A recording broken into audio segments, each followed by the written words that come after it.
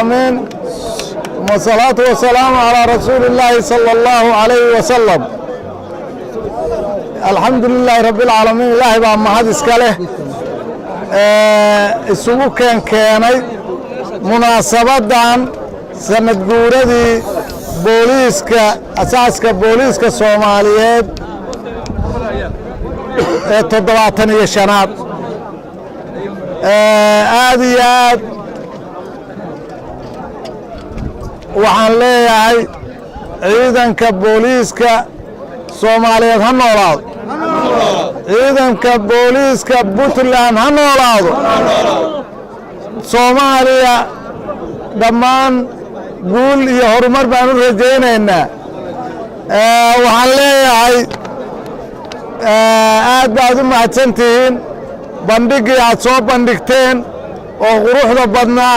aad baan idinka munaasabadda 20 Diseembar aad baan idinkaga mahad celinayaa.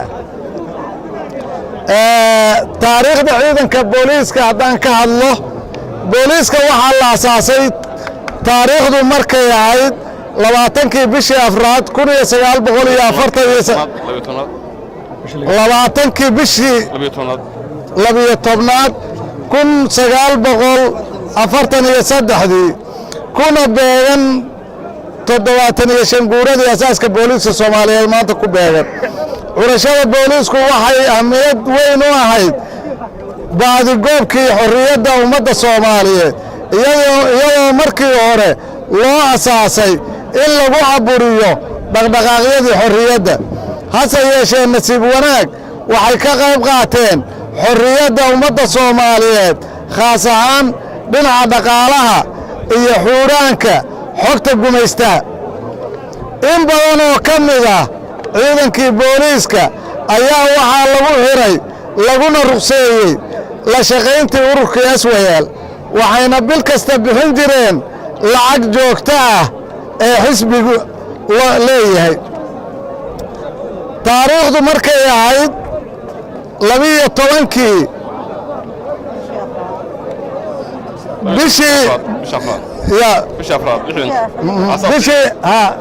asaaska ciidanka xoogga dalka bishii afraad 1960kii markii la asaasay ciidankii xoogga dalka Soomaaliyeed waxaa lagu unkay saraakiishii booliiska kuwaasoo aqoon weyn u lahaa dhismaha ciidanka, waxayna ahaayeen saraakiil xul ah oo tababar fiican leh.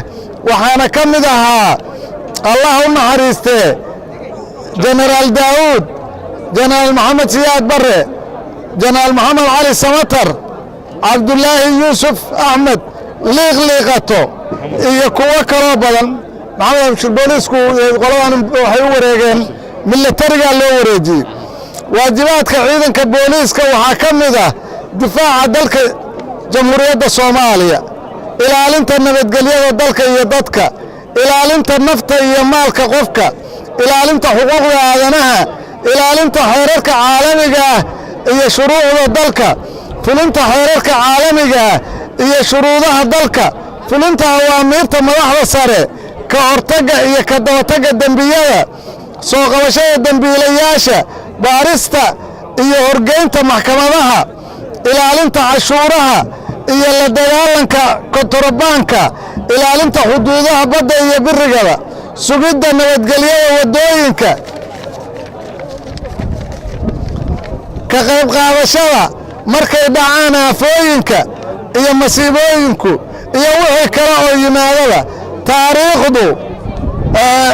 taariikhda ciidanka booliiska dowladda Puntland waxaa la asaasay 1dii bishii 1999kii waxaana lagu asaasay ciidankii booliiska Soomaaliyeed wixii ka joogay oo dhan 500 oo askari kana koobnaa saraakiil iyo dabley. maanta ciidanka booliiska Puntland wuxuu ka kooban yahay 4700 oo qof oo ka kooban noocyada kala duwan ee booliiska. ugu dambayn waxaan hambalyo u dirayaa ciidanka booliiska Soomaaliyeed, khaas ahaan waxaan hambalyo u dirayaa ciidanka booliiska Puntland, saraakiisha saraakiil xigeenka dableyda iyo xaasaskoodaba. waxaan leeyahay hambalyo waxaan leeyahay sanadkan sanadkiisa kale ku gaara barwaaqo horumar iyo nabadgelyo wasalaamu calaykum waraxmatullaahi wabarakaatu